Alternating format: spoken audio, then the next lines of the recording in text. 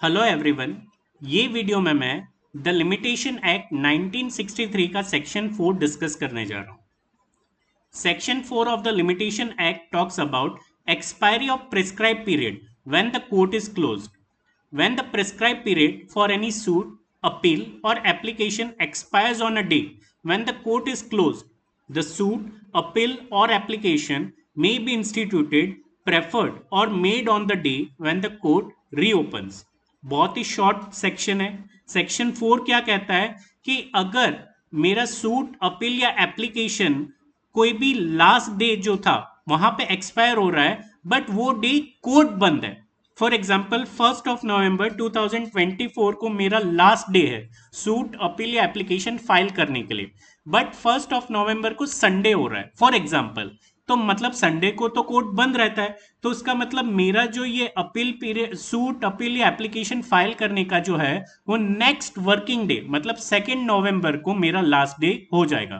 तो जिस भी दिन मेरा लास्ट डे एक्सपायर हो रहा है बट वो लास्ट डे को कोर्ट बंद है ड्यू टू पब्लिक हॉलीडे और ड्यू टू संडे और due to vacation period of the court, वहां पे जो नेक्स्ट वर्किंग डे होगा, रीओपनिंग डे होगा, वहां पे मेरा लास्ट वर्किंग डे फॉल हो जाएगा।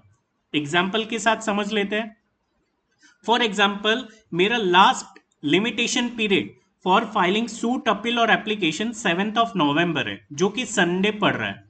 तो यहां पे संडे को तो कोर्ट बंद रहेगा, तो उसका मतलब ये ऑटोमेटिकली शिफ्ट हो जाएगा टू 8 नवंबर।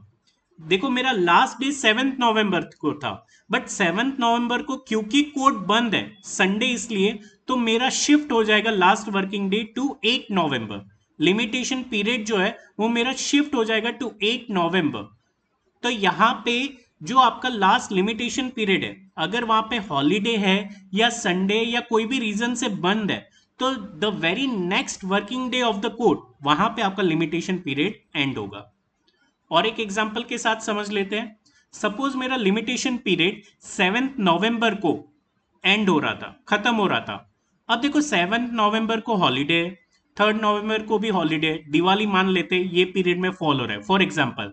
3 को भी हॉलीडे, 4 को भी हॉलीडे, 5 नवंबर को भी हॉलीडे, 6 को भी हॉलीडे, 7 को वैसे ही संडे और 8 से वर्किंग है।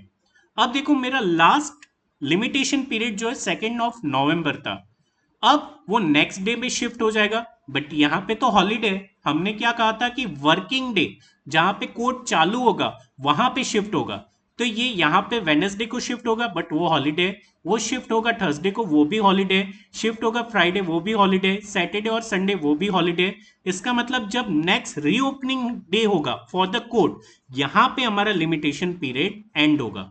एक्चुअल में कहा हो रहा था 2 नवंबर को, बट क्योंकि बाकी सारे days non working of the court है, वहां पे हमारा लिमिटेशन पीरियड शिफ्ट हो जाएगा 8 नवंबर। So 8 November will be our last day for filing and suit, appeal और एप्लीकेशन।